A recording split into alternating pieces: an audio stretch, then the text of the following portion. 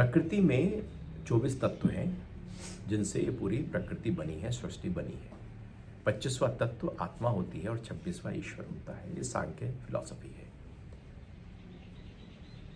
इसमें 5 ज्ञानेंद्रियां हैं, 5 कर्मेंद्रियां हैं, 5 महाभूत हैं, 5 तन्मात्राएं हैं, मन है, बुद्धि है, अहंकार है और प्रकृति है। ये 24 तत्व हो गए। अहंकार फाउंडेशनली है ही है, वो फाउंडेशन है। जैसे एक बिल्डिंग है, अब आपको इसका फाउंडेशन कैसे हट जाए?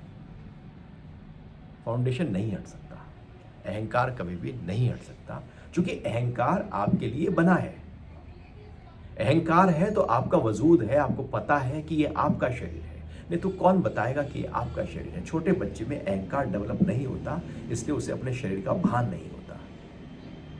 वो आग में भी हाथ दे देगा, वो कुछ उल्टा सीधा भी कर लेगा, क्योंकि अहंकार डेवलप नहीं हुआ है।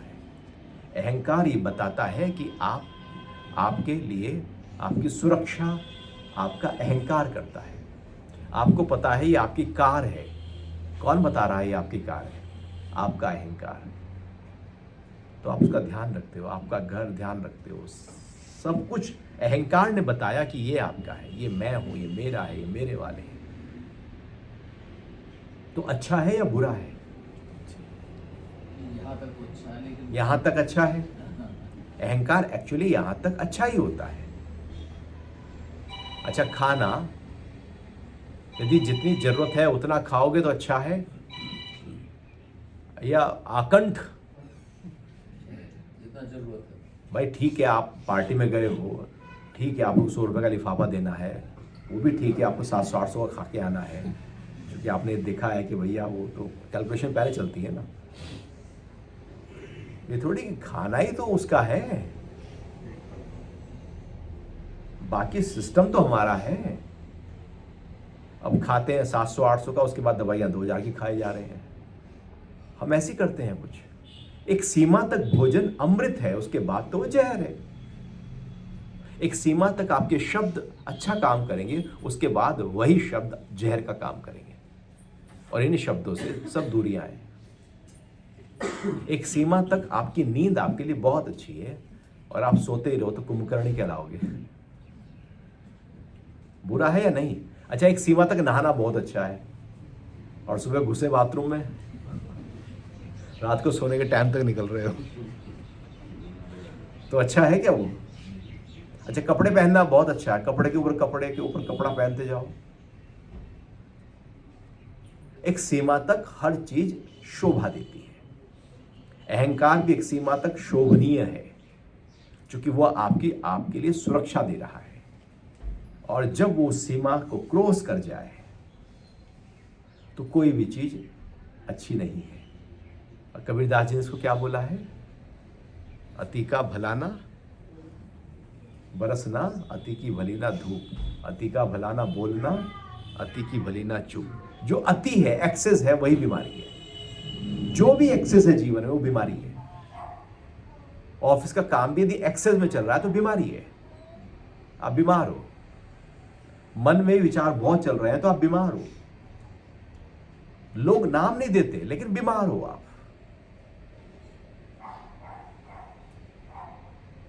अक्सर लोग मानसिक रूप से बीमार ज्यादा होते हैं, और सभी होते हैं,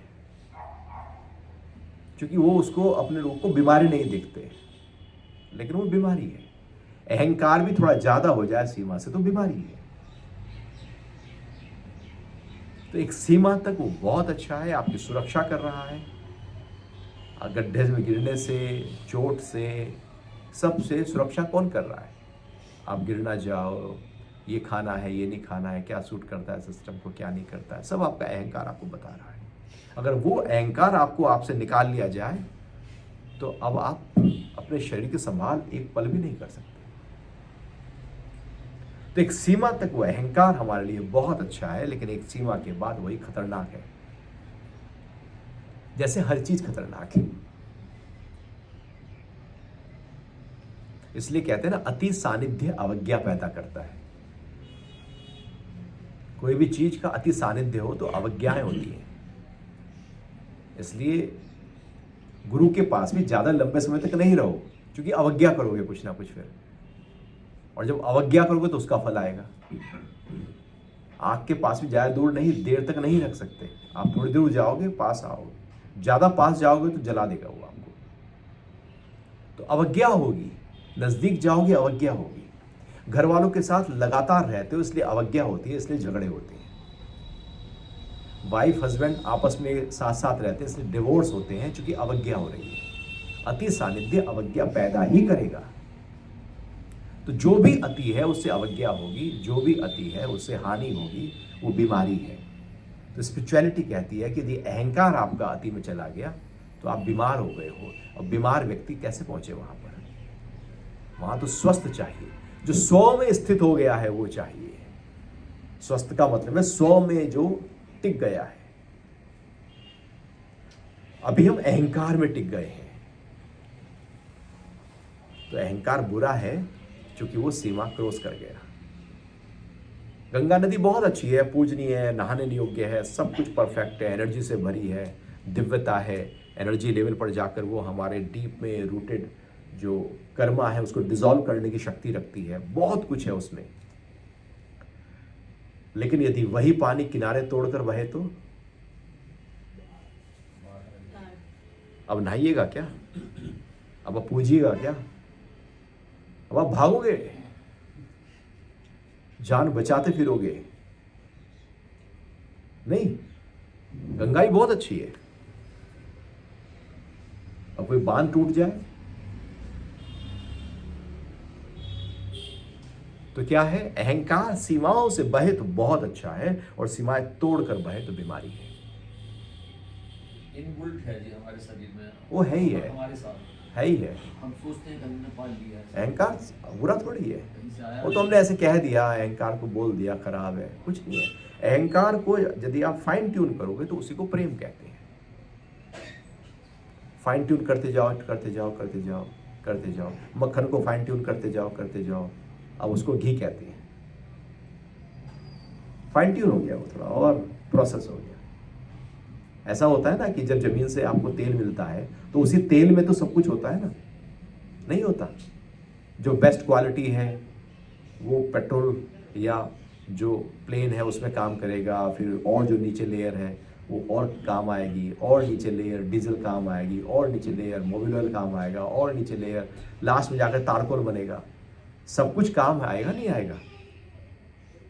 तो आपने अपने अहंकार को कितना फाइन ट्यून किया? ऊपर ऊपर ऊपर ऊपर ऊपर गए या नहीं गए? तो यदि आप अहंकार को पूरी तरह से फाइन ट्यून कर लो तो वही अहंकार आपको मैं ही तो हूं के भाव में ले आएगा। एक है मैं हूं, एक है मैं ही तो हूं। वो जो मैं ही तो हूं, जो भगवान श्री कृष्ण गीता में कहते हैं ये भी मैं हूं, वो भी मैं हूं, नहीं कह रहे मैं सारे में है या नहीं है? आप ये भी कह सकते हो भगवान का क्या है अहंकार? मैं लगा रखी है इन्होंने तो। पेड़ में मैं, नदी में मैं, हाथी में मैं, चींटी में मैं, सारे में मैं। वो मैं ही तो हूं का मैं है। वही अहंकार आपको उस दिव्यता तक पहुंचा देगा क्योंकि वो फाइन ट्यून हो गया है। और यदि वो फाइन ट्यून ना हो तो वही अहंकार आपको दलदल में जाएगा, क्योंकि वो तारकोल की तरह कार्य करेगा।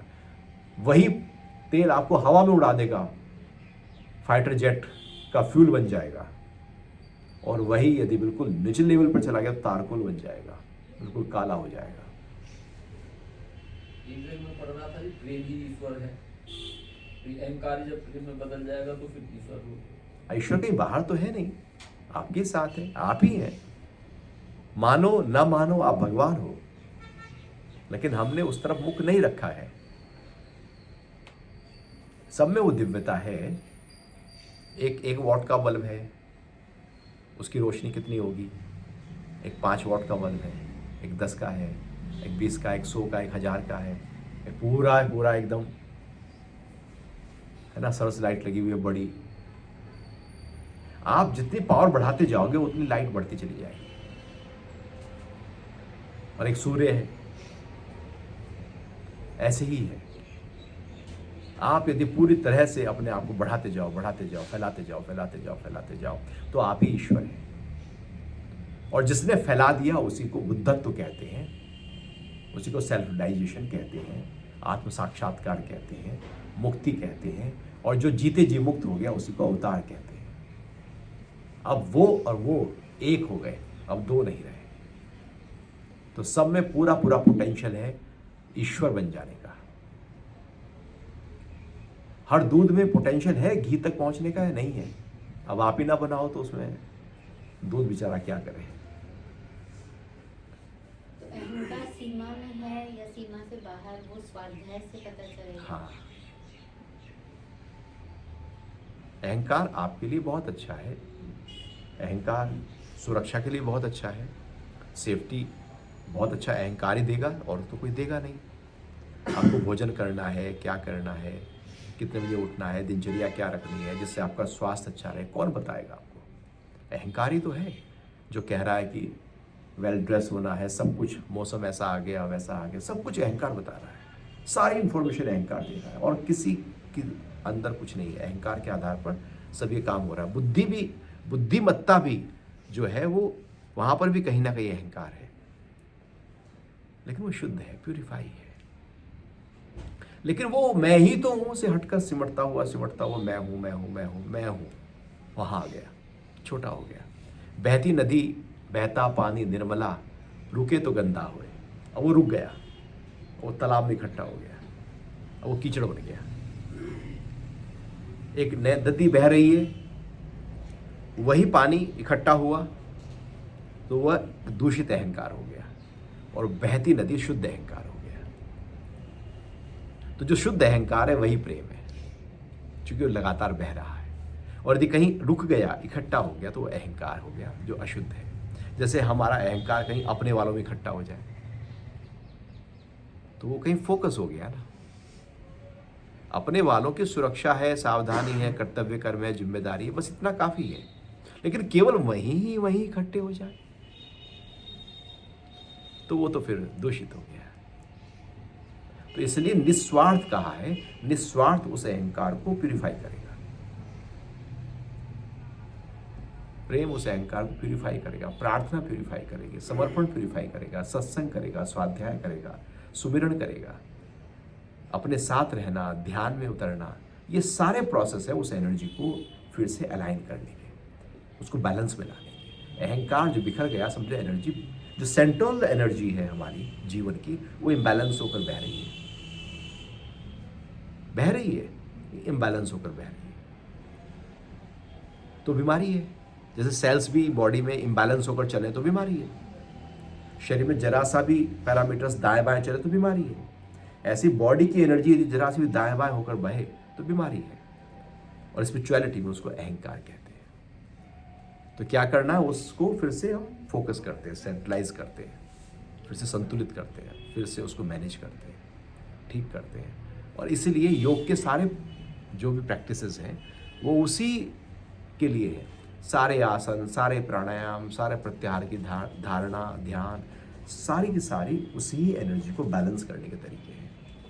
और जैसी वो सारी एनर्जी बैलेंस हो जाए, आप समाधि में उतर गए, समाधान हो गया, आप संतुलन में आ गए, आपके भीतर महासंतुलन प्रकट हो गया, और वो महासंतुलन ही मुक्ति है। तो इसका मतलब शुद्ध अहम जो है हमारा, उसी को विवेक शक्ति बोलेंगे। हाँ, विवेक की वजह अभी शुद्ध पूरी तरह से हुआ नहीं है, उसी प्रोसेस में चल रहा है। तो विवेक खुल जाएगा, प्रज्ञा स्थित हो जाएगी, और मुक्त भाव में हम चले जाएंगे। जितना प्यूरिफाई होता चला जाएगा, अहंकार मतलब एनर्जी प्यूरिफाई होती चलेगी, विशाल होती चलेगी, बड़ी होती चलेगी। जैसे एक शीशी है कांच की, उसमें जहर भरा हुआ है, व्यक्ति पिएगा तो मर जाएगा ना। अब उसको आप समुद्र में फेंक दो, गंगा में फेंक दो, अब आप पानी पियो, मर पाएंगे? फैल गया। जब चीज विशाल होती है, जैसे घर में कमरे में बदबू आ रही है, बदबू को हटाने का सबसे अच्छा क्या तरीका है? सारे खिड़की दरवाजे खोल दो, उस हवा को बड़ा कर दो, विशालता में ले आओ, बाहर की हवा से उसका संपर्क साध दो, क्रॉस वेंटिलेशन कर दो। विशालता के साथ कनेक्ट होते ही अब वहां पर कोई भी बीमारी नहीं रही, रोग नहीं रहा। नेचुरोपैथी में हम क्या करते हैं? अपने शरीर के 5 तत्व, पृथ्वी, जल, अग्नि, वायु, आकाश को बाहर के पृथ्वी जल अग्नि वायु आकाश से कनेक्ट करते हैं। इसलिए मट्टी स्नान करेंगे, जल स्नान करेंगे, वाष्प स्नान करेंगे, बाहर की मट्टी से कनेक्ट कर रहे हैं नहीं कर रहे? समुद्र सूरज के सामने बैठेंगे, सन बाथ लेंगे, मालिश करेंगे, कनेक्ट कर रहे हैं। तो छोटे को बड़े से कनेक्ट कर दो, बीमारी चली जाएगी। तो अहंकार जब छोटा है तो बीमारी है, बड़ा हो जाए तो बीमारी नहीं। उसको बड़ा करते जाओ, विवेक जगेगा, स्थित प्रज्ञ आएगा, क्या करना है जीवन में, क्या नहीं करना है, सही दिशा मिलती चली जाएगी। और जब अहंकार बड़ा होता है तो सही दिशा नहीं मिलती। अहंकार से ग्रसित होकर हम निर्णय लेते हैं, हम कर्म करते हैं, सब कुछ अहंकार ड्राइवर बनकर बैठ जाता है। पूजा भी अहंकार से करते हो, सब कुछ अहंकार चलता है। लोग अहंकार से ध्यान करते हैं, फिर कहते हैं हम तो 1-1 घंटा ध्यान में बैठते हैं। पहले समय था ना, नेताजी के पास फोन करो तो अटेंडेंट बोलता था नेताजी बाथरूम में है, ऐसे बोला जाता था पहले। समय बदला, नेताजी को लगाया तो ठीक नहीं लगता, ऐसे बाथरूम में कब तक करूँगा, बाथरूम में हूँ। अब नेताजी ने कहलाना शुरू किया कि हम मंदिर गए हैं, ये कहा करो, नेताजी मंदिर गए हैं, नेताजी धार्मिक है, क्या बात है। चलो समय बदला, नेताजी सत्संग गए हुए हैं, ब्रांडिंग हो रही है ना नेताजी की, ऐसा थोड़ी है। अब कहते हैं नेताजी ध्यान कर रहे हैं, तो ध्यान का समय होता है, तो क्या इंप्रेशन जाएगा? मार रहे हैं गप्पे। तो हम जो करते हैं एक्चुअली करने के लिए नहीं करते, दिखाने के लिए करते हैं। हम कुछ कर और रहे हैं, हम कर कुछ और रहे हैं, कह कुछ और रहे हैं। हमारे शब्दों में बड़ा खेल है। बच्चा शाम को खूब है ना मौज मस्ती करके आए तो आप कहते हो ना आ गया नवाब। तो आ गया नवाब का मतलब क्या है? वो सीधी बात कर रहे हो या आप उसमें कुछ टोंट कस रहे हो? ये नवाब, आप जो कह रहे हो एक्चुअली उसके अर्थ कुछ और है, वो नहीं है जो आप कह रहे हो, कुछ और है। आप जो कर रहे हो वो एक्चुअली कुछ और कर रहे हो, दिख कुछ और रहा है, हो कुछ और रहा है। ये बड़ी दुविधा है। इसे कहते हैं दोगुला। दोगुला किसे कहते हैं? दो मुखी। एक दो मुखी सांप होते हैं। दो मुखी का मतलब है कि एक मुख चोर कहता है, एक मुख चोर कहता है। हम इसको कहते हैं कि मुंह में राम, ये दोगुला है। बाहर कुछ और है, अंदर कुछ और है, बाहर कुछ और है, अंदर कुछ और है। ये अहंकार के खेल है सारे। अंदर बाहर जब एक हो जाए तो समझो अहंकार शुद्ध हो गया है। कॉस्मिक इंटेलिजेंस और कॉन्शियसनेस एक ही बात है? नहीं, कॉस्मिक इंटेलिजेंस और कॉन्शियसनेस अलग है। कॉस्मिक इंटेलिजेंस कॉन्शियसनेस के आधार पर होती है। कॉस्मिक इंटेलिजेंस नेचर का हिस्सा है और जो कॉन्शियसनेस है वो पुरुष है, वो आत्म तत्व है। जो डिवाइन एनर्जी है वो भी अलग है, वो भी एनर्जी का हिस्सा है, वो भी नेचर का हिस्सा है। एनर्जी ही नेचर है, इसलिए सब कुछ एनर्जी है। ये एनर्जी है, ये टेबल एनर्जी है। यहाँ पर अणु इतनी तेजी से गति कर रहे हैं, इतनी फास्ट मूवमेंट कर रहे हैं कि वो एक्चुअली देखा जाए तो सूक्ष्मता से देखा जाए तो यह सॉलिड कुछ भी नहीं है। इतनी फास्ट गति हो रही है कि लगता है कि सॉलिड है। पंखा जब तेज घूमता है तो आपको लगता है कि बीच में गैप भी होगा, और तेज घुमाया जाए तो लगेगा सॉलिड ही है। तो ये तो पंखे की गति है। यहाँ तो बहुत तेजी से इलेक्ट्रॉन, न्यूट्रॉन, पॉजिट्रॉन जो है गति कर रहे हैं, इससे सब सॉलिड दिखाई देता है। एक्चुअली केवल और केवल एनर्जी है। हमारा शरीर भी केवल एनर्जी है और कुछ भी नहीं। जो हमारा शरीर एनर्जी है, इसी एनर्जी को प्यूरिफाई किया जाता है, ठीक किया जाता है। तो नेचर का मतलब है एनर्जी, और एनर्जी जिस के आधार पर गति करती है उसे कहते हैं कॉन्शियसनेस। डांसर डांस कर रहा है, लेकिन जिस प्लेटफॉर्म पे डांस कर रहा है, एक डांस हो रहा है, एक प्लेटफॉर्म भी तो है उसके नीचे। जिस प्लेटफॉर्म पर डांस हो रहा है उसे कॉन्शियसनेस कहते हैं, और जो डांस हो रहा है उसे प्रकृति कहते हैं।